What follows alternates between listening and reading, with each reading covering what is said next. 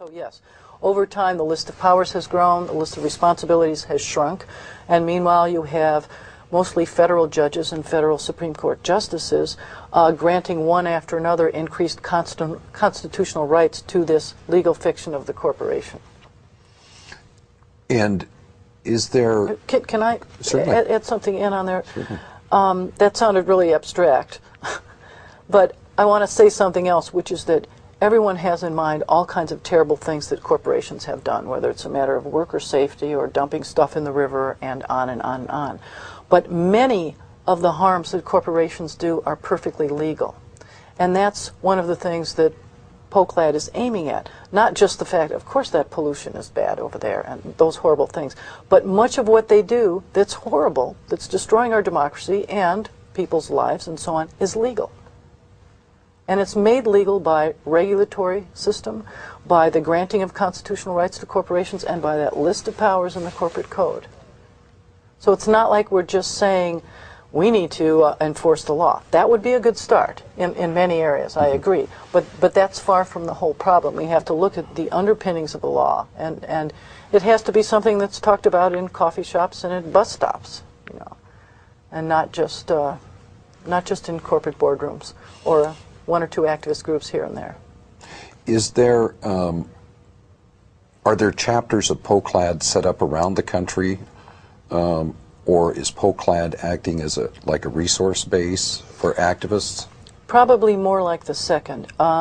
We got to be about a dozen people from all over the country and one from the United Kingdom. And some of us work in groups full-time and are bringing POCLAD ideas to apply to the issues those groups are working on. Some of us, like me, are full-time working on POCLAD things, writing up position papers or articles on items of interest or in the news so that we can share that with groups that are working on those issues and maybe provide some ideas or different perspectives on things they could do. So I guess we're more sort of a resource group and urging groups working on whatever their issues are, and they know those issues best, to consider incorporating some of these aspects which we think will make their activism more effective. Well, you're no doubt aware that Seattle is home, well, excuse me, was home. I stand corrected, was home to the Boeing company, which has now moved to Chicago, but Boeing recently announced that they were going to lay off 30,000 people by the end of next year. I think what they're doing is, this is a prelude to closing the Renton plant, where now about 10 or 12,000 people are working. And it seems that the machinist union, the IAM, would certainly be a labor organization that should be in touch with POCLAD. Well, let me give you some perspective. I hope they are or will be, and if they haven't, they should start. But corporations are created by a state, and they used to be told exactly what to do, how much real estate they could own, how long they could exist, 10, 20 years. If they did anything outside that, their charters were revoked, and it was fairly straightforward. So the idea was that since a corporation is created by a state, it's almost like a little piece of the government. And there's no question that the government, we the people acting through a legislature, would tell them what they can and can't do. So if any of those generalizations still held, and they held for quite a while, you wouldn't have a small group of corporate management making the decision what the corporation was for, where it was going to have its factories, and so on. The state that created it could make those decisions. So we would be in a very different situation now with respect to them just picking up and leaving. And I think that Michigan used to have some laws requiring certain notice about plants leaving and other sorts of features that would ease the transition, and I believe they were taken to court and they were declared unconstitutional at the behest of corporate lawyers. So there's a lot of, what you're saying is there's a lot of deconstruction to do. Exactly. Exactly. We need to not just worry about harms that we see, but try to understand how aspects of the law that are right now invisible to us, though they're all around us, are affecting us. The Commerce Clause I gave you was one example. We really do live in a free trade zone in this country. Another example is the way that corporations can claim they're being discriminated against and use civil rights laws and the 14th Amendment to protect themselves. But I don't want this to sound like it's really a legalistic sort of strategy, because frankly, none of that makes any sense if everyone on the street doesn't understand that corporations have constitutional rights. This has got to become something that's, you know, like I said before, talked about in the laundromats, the way that separate but equal was once before it was overturned. People have to be aware of this and talk about it, and then it will find its way into various activist groups. With about 30 seconds left, I'd certainly like you to mention the book. Oh, I didn't do that? Okay. This is the book. This is a result of probably 7 or 8 years of work by POCLAD. What it is a collection of articles addressing different issues as they came up. The role of regulatory agencies, the role of corporate social responsibility, labor, Social Security, and numerous issues just as they came up in the news, and suggesting what a POCLAD perspective on that might be, and trying to raise some new possibilities for strategy. Well, thank you, Jane Ann. Get yours now. Thank you, Jane Ann. And for Network X, this is Tom Lewiston saying good night, and please join us next Tuesday at the same time. Thank you and good night.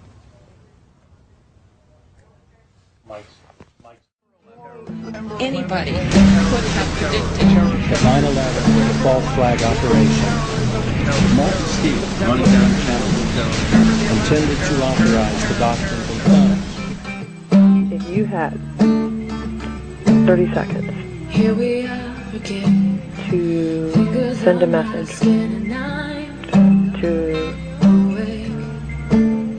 any TV, any person that was picking up any station, if you had the power, if you could send out a 30-second clip to jar the attention of people, what would you say? What would you say if you had the undivided attention? Do you understand how dark it is? How far down the line we are? Federal Reserve in school? No, they hide that from us. Federal Reserve is a private corporation. A lot of people don't know that. And there's $1 million reward for anyone that can find a picture of the plane that hit the Pentagon. So find a picture of the plane, the fuselage, the wings. Find a picture of the engines or the tail fin. Find a picture of the luggage or the seats. Find a picture of the bodies. Nothing. Find a picture of any of that. I'm Michael Goodspeed, and I have some very harsh and potentially unsettling news that I have to share with my YouTube viewers. If you're going to watch this video now, I have to first recommend that you are sitting down and that maybe you have a glass of water in your reach, as well as some type of chemical anesthetic. Because what I'm about to tell you is it's not an easy pill to swallow, no pun intended. To live as a full-fledged consumer is quite different from living responsibly. Let me say that again. To live as a full-fledged consumer is quite different from living responsibly. Alright, did you know that according to the handbook, Clinical Toxicology of Commercial Products, fluoride is more poisonous than lead and just slightly less poisonous than arsenic? Alright? You're saying you're not allowed to park in a fire hydrant? We're not allowed, no. No. All other motorists, they're not allowed, we're not allowed also. If you did, nobody would give you a ticket, right? No, no.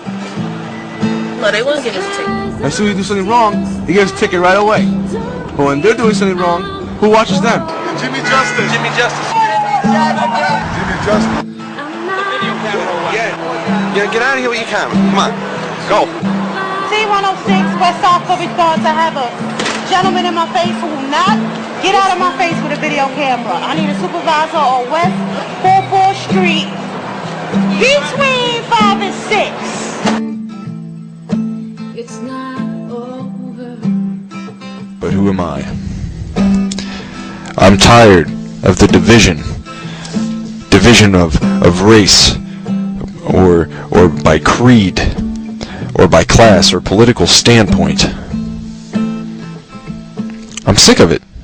When is this going to end? When are people going to stand up and realize that this is accomplishing nothing? I'm tired of the corruption. I'm tired of the manipulation. And most of all, I'm tired of being labeled a consumer.